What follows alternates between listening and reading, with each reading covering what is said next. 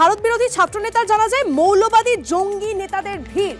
কোথাও কি একই রকম বলে মনে হচ্ছে এই বাংলাদেশ আর পাকিস্তানের কি আসলে কোনো ফারাক নেই? জানার একটু চেষ্টা করবো, বোঝার চেষ্টা করবো। আমাদের সঙ্গে আমাদের সহকর্মী তন্ময় প্রামাণিক রয়েছে। তন্ময়, আমরা বেশ কিছু অ্যাক্টিভিটিস বাংলাদেশের এমন দেখছিলাম যাতে মনে হচ্ছিল বাংলাদেশ আর পাকিস্তানের মধ্যে কোনো ফারাক নেই, আর এবার এই ছবিটাও তো একই রকম লাগছে।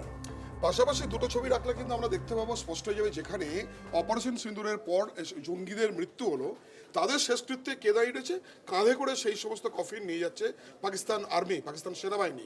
তাদের সঙ্গে রয়েছে কট্টর জঙ্গি নেতারা এবং অন্যান্য কট্টরপন্থীরা। ঠিক একই ছবি বাংলাদেশে হাদির মৃত্যুর পর দেখা যাচ্ছে, যেখানে তাকে সমাধিস্থ করা হবে সেটা কাজী নজরুল ইসলামের সমাধি ঠিক পাশেই।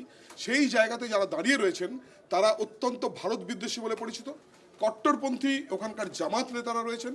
এবং এই যে আন্দোলন হয়েছিল 5ই আগস্টে, যেটা আগস্ট মাসের অগস্ট বিপ্লব যেটা বলা হচ্ছে বাংলাদেশে, সেখানে যে আন্দোলনের মুখ, তাদের মধ্যে বেশ কয়েকটি মুখ ছিল অত্যন্ত চরম ভারত বিদ্বেষী। সেই চরম ভারত বিদ্বেষী মৌলবাদী দলগুলো নেতা বা জামাতপন্থী সেই ছাত্র সংগঠনের নেতা, এই মুখগুলো এখানে দেখা যাচ্ছে। এখানেও কিন্তু হাদি শহীদ। পাকিস্তানেও আমরা দেখেছিলাম জঙ্গিরা, কুখ্যাত জঙ্গিরা, তাদেরকে শহীদের মর্যাদা দিচ্ছিল সেখানকার আর্মি। ফলে একই চিত্র পাকিস্তান আর তথাকথিত পূর্ব পাকিস্তান, যা পরে 71 যুদ্ধের পর বাংলাদেশ হয়েছিল, সেই বাংলাদেশে এখানেও হাদিকে কেন্দ্র করে কিন্তু ক্রমশ কট্টরপন্থীদের জমায়েত একটা জায়গায় হচ্ছে। কট্টরপন্থী এবং ভারত বিদ্বেষী তারা একটা প্ল্যাটফর্মে এসে জড়াচ্ছেন। আজকে সেই ছবিটা কিন্তু স্পষ্ট হয়ে গেল। অনেক ধন্যবাদ তন্ময়। আমরা এই মুহূর্তে যোগাযোগ করে নিয়েছি দীপাঞ্জন চক্রবর্তী, প্রাক্তন এনএসজি কর্তা, তিনি আমাদের সঙ্গে রয়েছেন। দীপাঞ্জন বাবু, দুটো ছবি আমরা এই মুহূর্তে দেখাচ্ছি এবং দেখতে পাচ্ছি। সেক্ষেত্রে নিশ্চয়ই আপনারও মনে আছে, পাকিস্তানে যখন জঙ্গির অপারেশন সিঁদুরের পরে পরে আমরা দেখেছিলাম জঙ্গিদের ওই সমাধি যেখানে দেওয়া হচ্ছিল, তার পাশাপাশি অনেক সেনা প্রধানরা দাঁড়িয়ে রয়েছে, তাদেরকে একদম রাষ্ট্রীয় নেতার মতো সম্মান দেওয়া হচ্ছে, এই বিষয়টা আমরা দেখেছিলাম। সেরকমই একটা ছবি বাংলাদেশেও দেখা যাচ্ছে।